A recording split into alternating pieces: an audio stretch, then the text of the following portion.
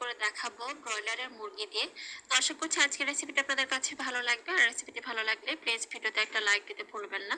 তো যেহেতু বলেছি যে ব্রয়লারের মুরগি দিয়ে আজকের এই রোস্ট আমি তৈরি করব, তো এখানে আমি 6 পিসের মতো মুরগির রান এবং থানের যে অংশটা আছে সেটা নিয়েছি। তো এখানে মুরগির পিসগুলোকে আগে থেকে ভালোভাবে ধুয়ে পানি ঝরিয়ে নিয়েছি। এখন এর মধ্যে কিছু গুঁড়ো মশলা দিব। তো প্রথমে দিয়ে দিচ্ছি এখানে 1 চা চামচ মরিচ গুঁড়ো বা ঝালটা আপনারা আপনাদের স্বাদ অনুযায়ী দিবেন। এরপর দিয়ে দিচ্ছি স্বাদ মতো কিছুটা লবণ। তারপর দিয়ে দিচ্ছি এখানে স্বাদ মতো কিছুটা লবণ।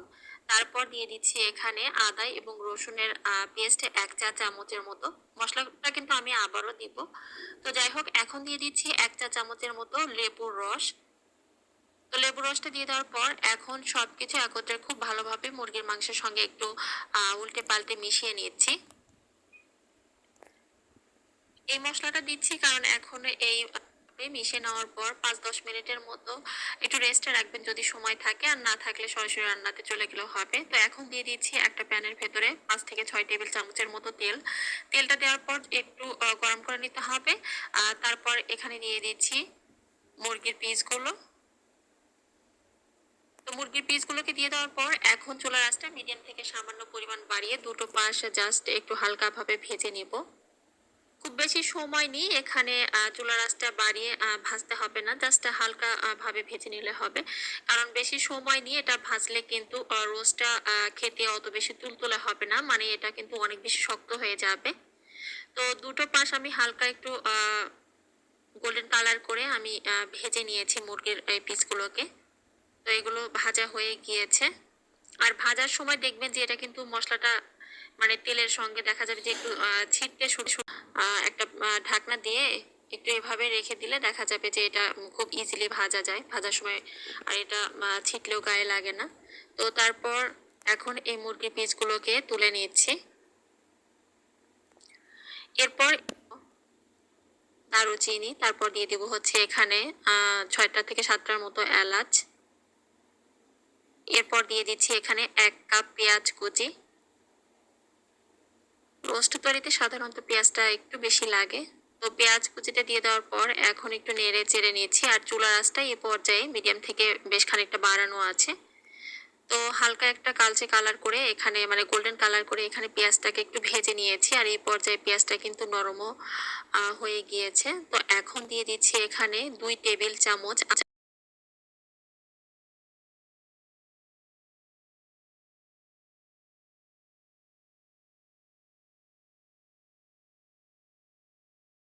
এখানে 2 টেবিল চামচ আদা সরি পেঁয়াজের পেস্ট। খুব বেশি দিব না, যেহেতু এখানে পেঁয়াজটাও আমি একটু বেশি দিয়েছি, মানে 1 কাপের মতো দিয়েছি। তো 2 টেবিল চামচ পেঁয়াজের পেস্টটা দিয়ে দেওয়ার পর 2 থেকে 3 মিনিটের মতো একটু ভেজে নিতে হবে। এতে করে দেখবেন যে পেঁয়াজের একটা এক্সট্রা স্মেল থাকে, তো সেটা চলে যাবে।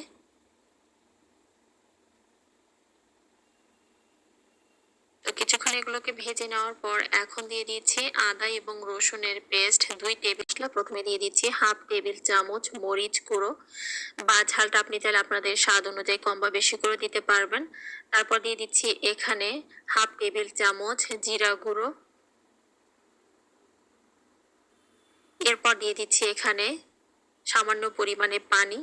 পানি দিচ্ছি যাতে করে মশলাটা আর কষানোর সময় পুড়ে না যায়। আপনারা চাইলে এখানে পানির পরিবর্তে তরল দুধটাও কিন্তু দিতে পারেন।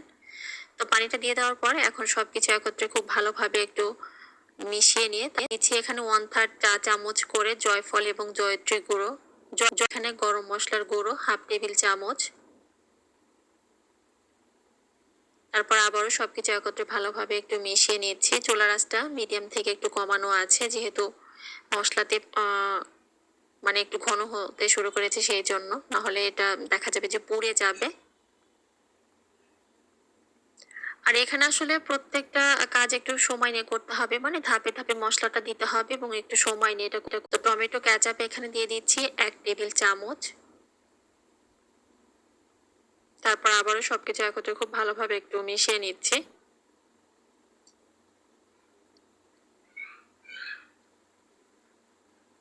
আসলে এখানে চিকেন রোস্ট আপনি যত সময় নিয়ে মসলাটাকে চুলার আঁচটা কমিয়ে একটু ঢাকনা দিয়ে ঢেকে এটা ভালোভাবে কষিয়ে নিবেন, ততই কিন্তু এর টেস্টটা বেড়ে যাবে।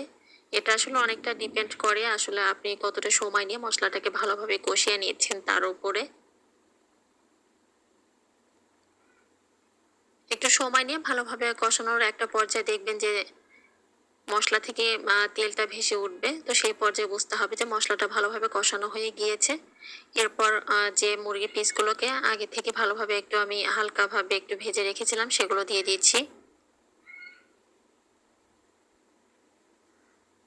এখন এই মসলার সঙ্গে মুরগির পিসগুলোকে ভালোভাবে একটু নেড়েচেড়ে ভেজে নিব। তো তার আগে দিয়ে দিচ্ছি এখানে স্বাদ মতো কিছুটা লবণ। লবণটা কিন্তু একটু বুঝে দিতে হবে।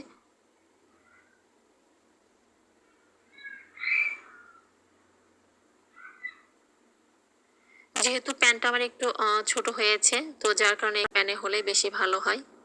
তো নেড়ে চেড়ে তারপর ঢাকনা দিয়ে ঢেকে চুলার আঁচ দিয়ে দিচ্ছি 1 কাপ তরল দুধ। আর তরল দুধটা কিন্তু এখানে ঠান্ডা না, জাল করা আছে।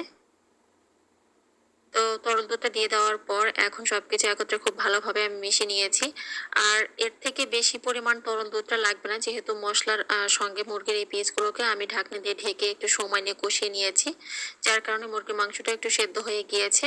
তো ভালোভাবে এটা মিশিয়ে নিয়ে এখন আবারও ঢাকনা দিয়ে ঢেকে চুলার আঁচটা মিডিয়াম থেকে বাড়িয়ে একটু সময় নিয়ে এটাকে আমি একটু জাল করে নিয়েছি। তো মুরগির মাংসটা যখন দেখবেন যে খুব ভালোভাবে সেদ্ধ হয়ে গিয়েছে এবং রোস্টের গ্রেভিটাও আপনার কাঙ্ক্ষিত পর্যায়ে চলে এসেছে, তো সেই পর্যায়ে এখানে বাকি যে উপকরণগুলো আছে সেগুলোকে দিতে হবে। আর এই পর্যায়ে এসে আমি যখন দেখেছি যে মাংসটা খুব ভালোভাবে সেদ্ধ হয়ে গিয়েছে, তো চুলা বেরেস্তা তারপর দিয়ে দিচ্ছি এখানে খাবারের জন্য। এরপর ঢাকনা দিয়ে ঢেকে মিডিয়াম লো আঁচে এখন আরো কিছুটা সময়ের জন্য এটা আমি চুলার উপরে দমে রেখে দিব, দিলাম সুন্দর একটা ফ্লেভারের জন্য। এরপর ঢাকনা দিয়ে স্বাদটা বেড়ে যাবে অনেকাংশে। তারপর দিয়ে দিচ্ছি হচ্ছে 1 টেবিল চামচের মতো ঘি। চামচের মতো দিলাম সুন্দর একটা ফ্লেভারের জন্য। এরপর ঢাকনা দিয়ে ঢেকে মিডিয়াম লো আঁচে এখন আরো কিছুটা সময়ের জন্য এটা আমি চুলার উপরে দমে রেখে দিব। তো রান্নাটা আমার হয়ে গিয়েছে, গ্রেভিটাও কিন্তু কাঙ্ক্ষিত পর্যায়ে চলে এসেছে, কারণ এর থেকে ঘন করে গ্রেভিটা চুলা থেকে নামিয়ে নিলে দেখা যাবে যে রোস্টটা ঠান্ডা হয়ে যাওয়ার পর কিন্তু গ্রেভিটা আরো একটু টেনে যাবে। তো সেই হিসেবে বুঝে চুলার উপর এটা একটু পাতলা থাকতেই চুলা থেকে নামিয়ে নিতে হবে। আশা করছি রেসিপিটি ভালো লেগেছে। যদি